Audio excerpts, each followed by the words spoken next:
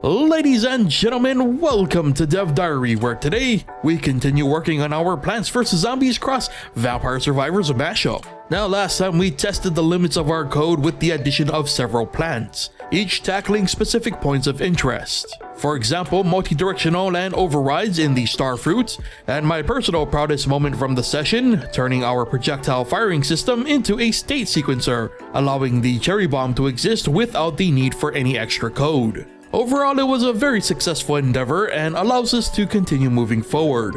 And while on the subject of plant additions, let's talk the latest addition. In Plants vs. Zombies, melon pods are one of the few plants that fire their projectiles in arcs, which makes sense from a 2D side view perspective, but not necessarily for a top-down one. So a compromise was in order. To keep things simple, the melon projectile has two states. The first state is the arc state, which acts like any other projectile. If it comes in contact with an enemy or it simply reaches the end of that state's timer, then it switches to the next state. In this state, the projectile is replaced with a collision circle, somewhat emulating the AoE effect that melons cause on impact. And the end result is quite different from the original melon projectile, but I think it balances out. Arc shots being static and not measured like they are in Plants vs. Zombies feels like a good compromise. And even so, given the little detail of the melons getting larger as they arc means that we can easily add conditionals into the mix if, that arc is truly necessary.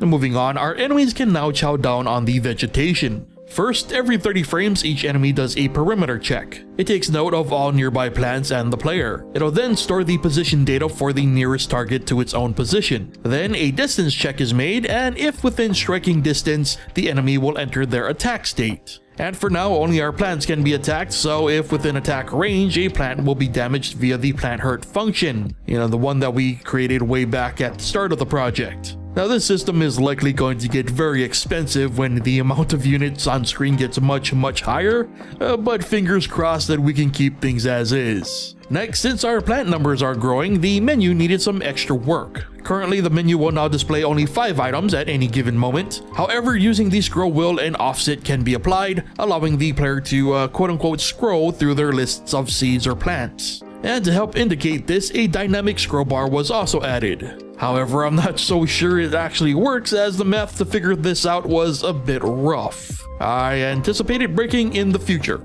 And finally, the game-changing additions of sun costs and weight debuffs were added. So now plants cost what they are listed in their struct data, and more importantly, carrying plants now weighs the player down, meaning the closer to their carry weight they get, the slower they move. Currently, the debuff reduces speeds up to like 80%, which might be overkill, I admit.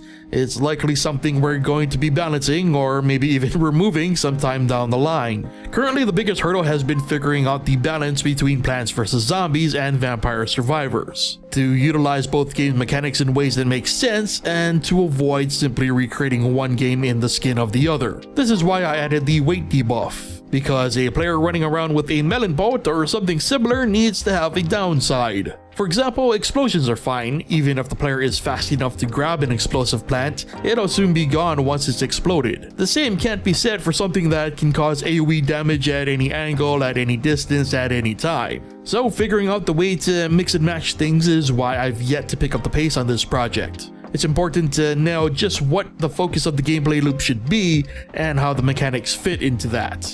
So admittedly, the mantra for each session has been to add things with extreme caution. As mentioned before, I'm trying to avoid the pitfalls of previous projects and try not to make the same mistakes twice. And I think that's why, despite my constant belief this one is going to eventually fall off the rails, it's not only remained on the rails, but also seemingly seems like a viable idea. I know it doesn't make for the most compelling of content, so hopefully we'll figure things out soon and we can really get to the more interesting additions. But with that said, brings us to the end of today's Dev Diary. So remember, if you enjoyed today's entry, consider leaving a like. Be sure to also subscribe and hit that bell if you haven't already. And as always, let me know what you think of today's additions, especially the additions like the weight debuff. Leave your thoughts and opinions in the comments. Thank you so much for watching, and I'll see you guys next time.